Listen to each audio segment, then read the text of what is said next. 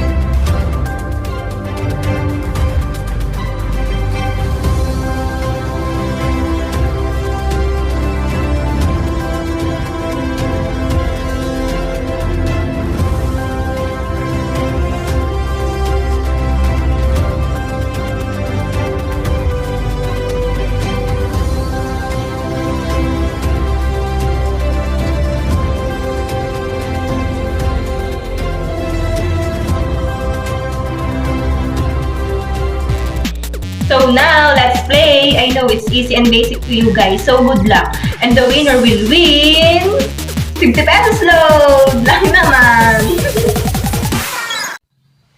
Duties of the Sons of the People. First, let us know who is Andres Bonifacio E.D. Castro. Andres Bonifacio was born on November 30, 1863 to Santiago Bonifacio and Catalina de Castro in Tondo, located in Manila, Philippines. He was a Filipino revolutionary hero who founded the kataas-taasan, kagalang-galang na katipunan ng mga anak ng bayan, KKK or Katipunan, a secret society devoted to fighting the Spanish occupation of the Philippines. He was the first one to have a clear vision of what a Filipino nation should be, the father of the Filipino nation. He would later be known as Supremo, destined to change the history of the Filipino people. So now, let us know what is the duties of Katipunan. Love God full-heartedly. We must love the Lord God with all our heart, all our mind, and all our soul. We would think that we wouldn't need this to be commanded, but the truth is, we as human beings tend to be very forgetful and wish-washy, also distracted easily from the things that really matter. It seems that the only constant guidance, reminders, and corrections do we choose to do the right thing.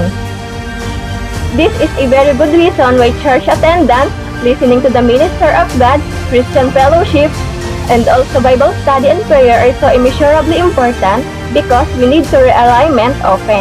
Always bear in mind that the love of God is the love of thy country, and that this love is also the true love for thy fellow man.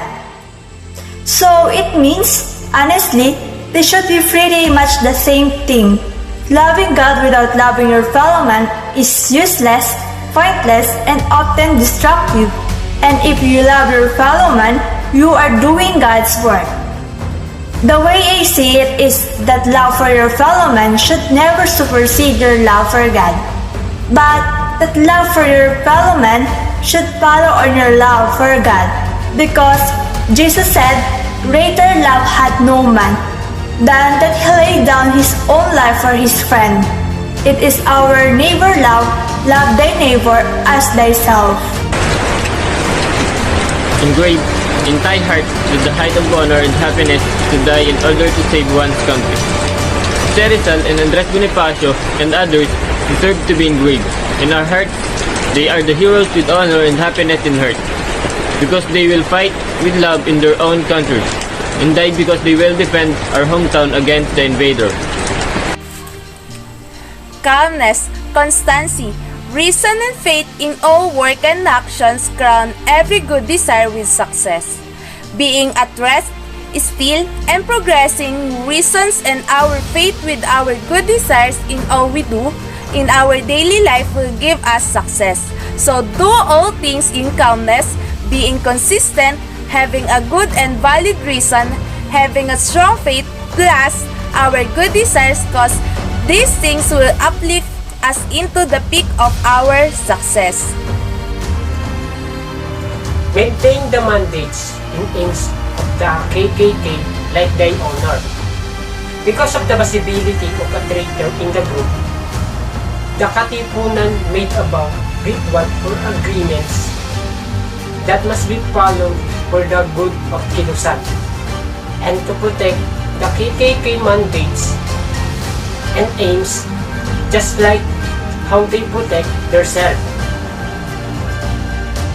It is incumbent on all that he who runs a serious risk in complying with his duties should be protected at the sacrifice of life and riches. It helps them to fulfill their duties, responsibilities, and how to treat oneself and others, dedicate their lives passionately and resiliently for the nation and compatriots, shed blood and risk life for the liberty. Let the acts of each in good government and the performance of his duties be such as to serve as an example to his neighbor. Take the time to listen to someone attentively rather than monopolize the conversation. Insofar as it, with entire power, shares thy means with every indigent or unfortunate person. This photo shows helping to others. If you know you can or you are uplifting, you can help to others or you can help to in dead or in need. It may have no substitute that even your gratitude is already amusing emotionally already. Diligence in your daily work to earn a living is the true expression of love and affection for yourself, for your wife, for your child, and for your brother, and also for your countrymen.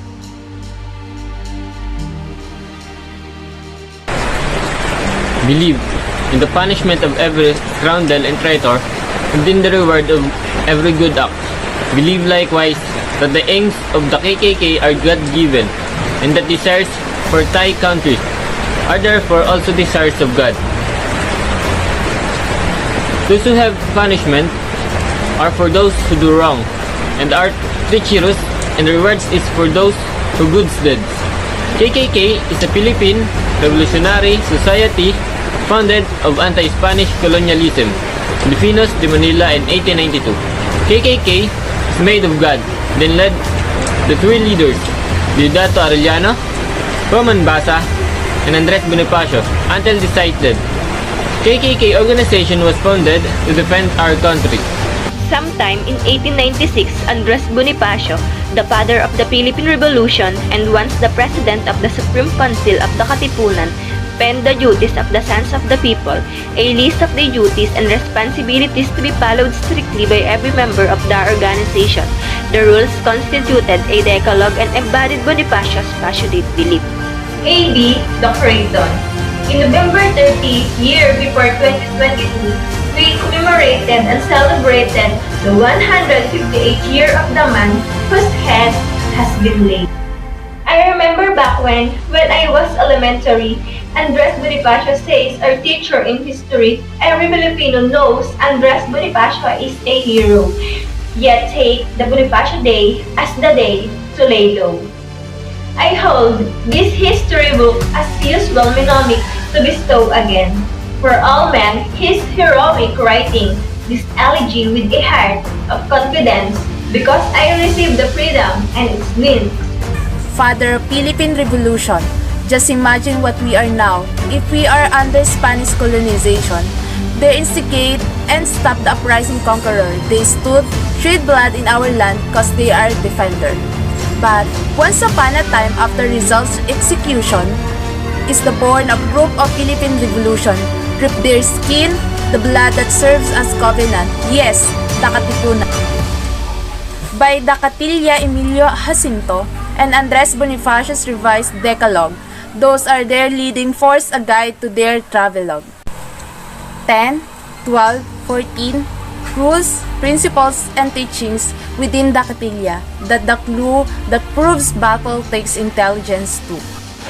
Now, The group has been exposed 1896, August 19, at one place. They tried to be private, so they stay hidden.